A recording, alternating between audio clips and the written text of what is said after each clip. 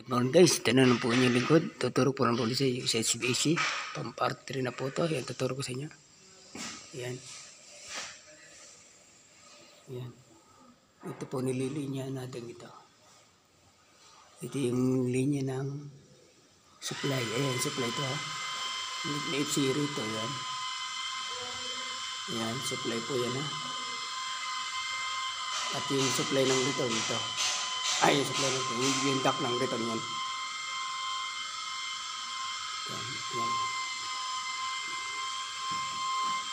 May F0 rito. Yan. Yan dito. Ito po sa kabila.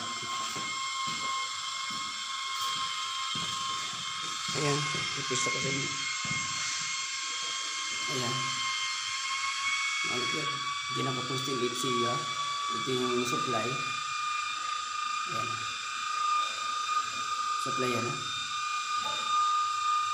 Ayan, supply ha, supply. Ang return nandun. Ayan. Return duct, ayan. Ayan.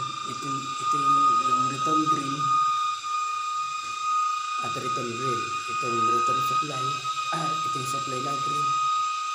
Ito yung supply na green. Dalawa. Ayan po. Ayan. Minires po. Ayan, maglalagay po tayo rito ng thermostat. Dito sa malapit sa return. Okay po, tinatatandaan nyo paglagay po ng thermostat kasi ang trabaho po ng thermostat ay makuha niya kung ilan yung temperatura ng isang kwarto. Kaya dapat ilalagay mo doon sa tapat ng return grill para pag uminit yun, automatic na lalamig pag in-adjust yung thermostat. Okay po, yan.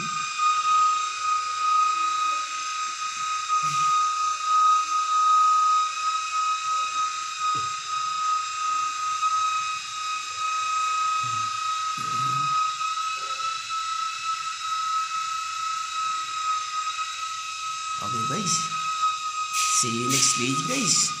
Jesus love you. Bye bye. Good luck.